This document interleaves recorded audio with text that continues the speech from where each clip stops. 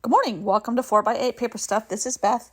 We are in a creative mixed media art journal, a traveler's notebook size, following the words and wisdom of Mark Twain in his book, Following the Equator. Sit down, enjoy, and let's see where we go. Alrighty. It's tomorrow, right? No, it's 3 seconds after I filmed yesterday's video. This is today's. Now, he was on a train again. Mark Twain, in the book, in real life, was on his way to Adelaide. And Adelaide, if you look at Australia, say this way, Sydney's over here, Melbourne's over here, and Adelaide's just around another peninsula, and it's in the town or the state of,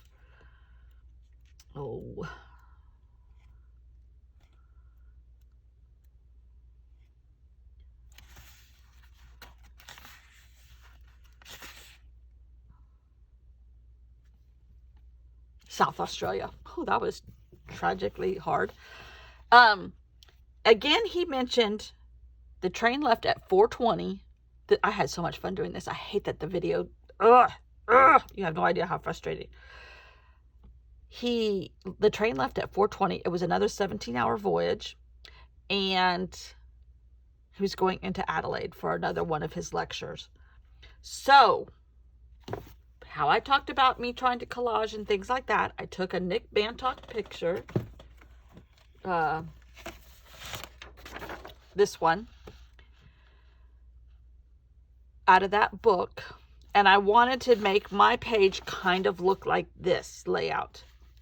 I wanted a background of writing, some stamping, some cancel stamps, whatever this is, I'm not sure. I think it's a train ticket or something where they punched holes in it, and that's underneath.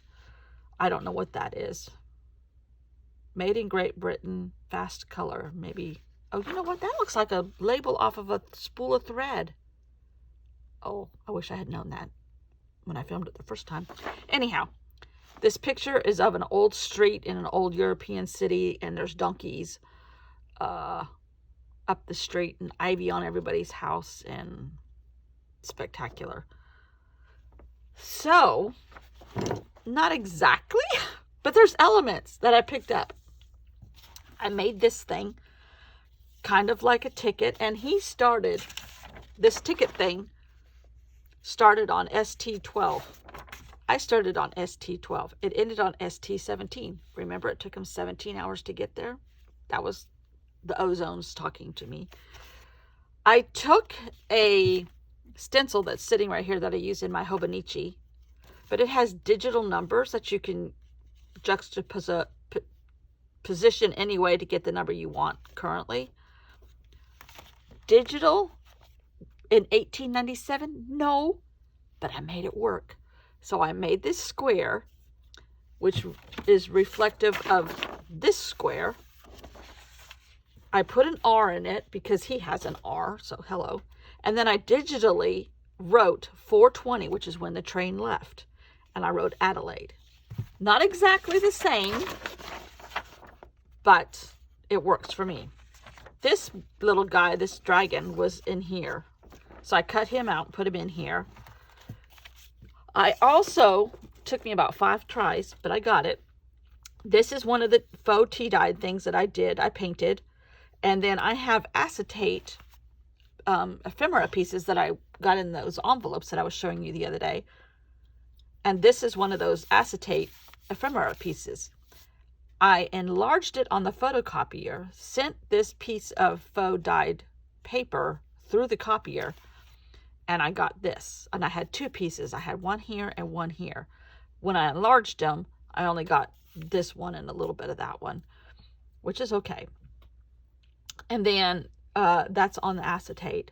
These are pictures that I got off the internet of Adelaide, and they're kind of time correct. I'm seeing cars. Don't tell anybody, okay? Nope, those are buggies drawn by horses. I think they're tiny.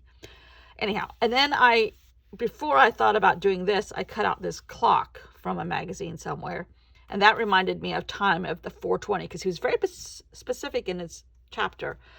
Adelaide, 17 hours, left at 4:20. the rest of the chapter was about the different people on the train, and he does this a lot in this book. Their social economic standing, in his opinion, as he sees them. He's judging a book by its cover, is what I'm trying to say. Supposedly, the ladies are dressed beautifully, so they're rich, or the men are dressed gorgeously, so they're rich, and comparing the rich to the poor, or the English to the indigenous people, and their class system. There's tons of that through this book. I'm ignoring all that. There's enough of that in real life. I just want to travel. So, I was able to make this lady, I just loved her. I don't know. She might be a lady on a train. I don't know. And then I took some stamps, that were mail stamps, cancellation stamps, and a passport stamp, I think, is in here too. And just stamped like he does. And I really love this. It's better. It's not exactly what I want. I'm getting there. I have to keep practicing. You have to practice every day. You're my practice. I want to be a collage artist when I grow up. I don't know. I don't know. I mean, this used to be my aesthetic. This is old scrapbook paper that I just found when I was cleaning out a drawer from 2004. This was my aesthetic as far as collaging. I would love to use this and use it in anything. A trip of European destination, probably, just because it looks European to me. I don't know why. I have evolved, people, and I love it. And there's different collage ways to do collage. That lady that I love, what is her name? Margaret Ross. Anyhow, I have 2 books that I love. Let me see if I can find them easily.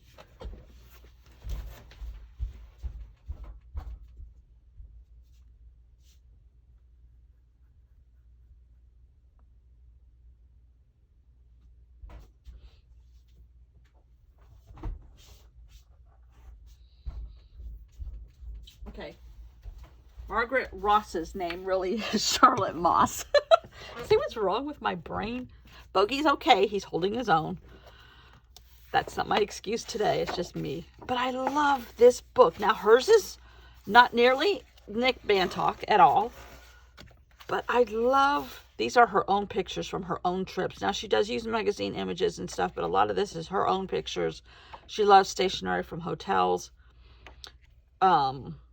Old pictures. See? Right there.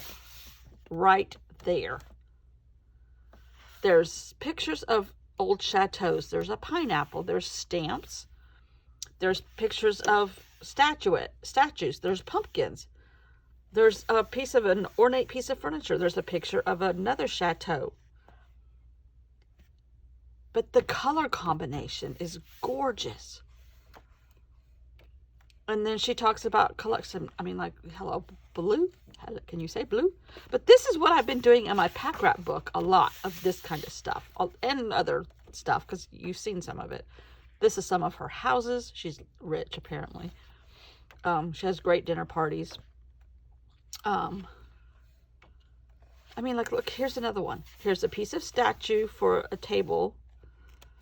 A beautiful round image used as decorative item. There's a loaf of bread. There's a front of a chateau. There's pussy willows or cattails. These spines of these gorgeous old books. This beautiful door. Some kind of piece of a tapestry.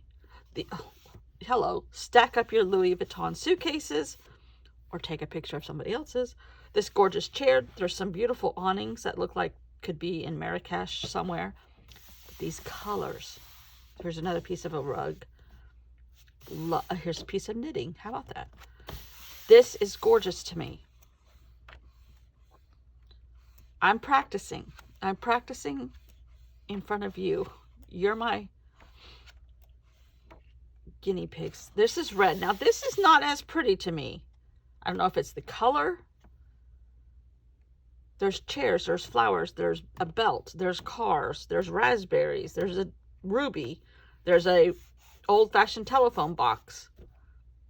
This corner of a book, it looks like, maybe. I mean, beautiful, but That's not as pretty to me. Here's some old pictures. That's not as pretty either. But she's made several books like this, and she has tons of them at home. I mean, her pack rat books. These are her pack rat books. Mine just aren't as high end. My rats aren't as rich. Sorry. If I just blew out your eardrum, sorry. This is Christmas now. I love this. Swedish Christmases, old-fashioned ice skaters, a truck with a wreath on it, plaid, greenery in a wheelbarrow, ice sculptures on some trees in a tunnel, an old Swiss chalet, a reindeer. In fact, I think I photocopied this for something else. I love that.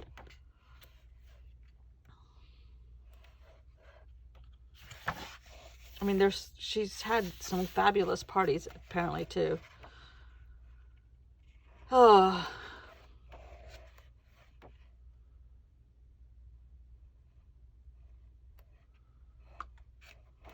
I mean, and then there's another guy who is not nearly, in fact, y'all are going to probably freak when I show you. Since I have time, I'm going to show you.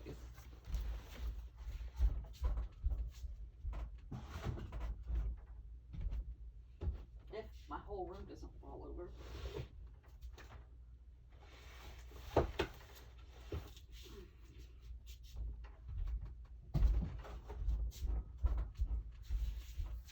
I've talked about this man before. Now, if you're new here, you may not have heard him recently, but I have talked about him. Peter Beard. I got this book at a used bookstore in New York, the Strand. This is not a cheap book. It's huge. He was a famous photographer from like the 60s and 70s, and he did a lot of high fashion. He's done a lot of other stuff too. He did a lot of it in Africa. This is a whole different approach. But he did, okay, here's a great one. He did collage, messier than me even. But he also doodled on it, and he also, just a different approach. There's leaves. There's pictures of, now in the 60s and 70s in Africa, hello, the political upheaval. Then, also now, but anyhow, animal drawings. That's an old actress protesting. His notes from something.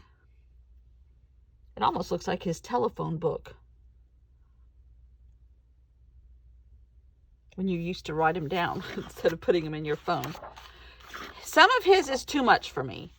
Like here's a beautiful woman that he photographed, and then his notes and drawings and everything, and the side of the book pages. I mean, that's just gorgeous right there. But, you know, here's a snake's head. Nah. There's a lot of vulgarity, but it was I mean, that was high fashion in the 20s. I mean, in the 60s and 70s. I'm not a fan of all of it, specifically stuff like this. I mean, look at that's Vietnam. That's horrible. A horrible, mean dog. But the rocks in the background are gorgeous. Dead. I mean, yeah. And he uses a lot of dead animals and things in Africa. Now, the borders are gorgeous. These cats are gorgeous, but I think it's representing, you know, animals going extinct with the blood. It's hard. It's harsh. A lot of it. This is his own drawings in the background. It's a different approach, for sure. Now, this is more. I love this. I don't like all of his, that's for sure. I like a lot more Charlotte Moss's than I do not like it. His, I like a few of them. But I wanted this book. Look at all these drawings that he did of animals in the background. That is just stunning. And here's these giraffe, and then his drawings come up into the drawing also. That's beautiful. This was done in the 60s. That is Pablo Picasso right there. He knew a lot of people too. Knew. A lot of it is not my cup of tea at all. At all. Oh, at all. Animal bones. At all. A lot of political statements are made in this. A lot. Here's these cats again, but these are all his own pictures. A lot of them. Ugh. This is harsh. I warned you. This is real harsh. I see that to me is pretty right there. That I could take. I love this. I don't even know what that is. Human figure in motion. Probably X-rated. I don't know. This I love. I love this. I love her. Some of it I do. Some of it I can't handle. But collage. Collage. Beautiful, beautiful collage. I'm evolving into a collage person. And by the way, we're going to have 4 volumes of this because I have now passed the center and we're only on day 15 and we have 60 days. Yeah. But I think I'm finding my groove, which is what I wanted to do. Well, then I could find a camera that didn't make me mad sometimes. All right. Thanks for watching. Sorry you had to just hear me talk this time. We'll see if the camera doesn't like me better tomorrow. Bye. See you in Adelaide.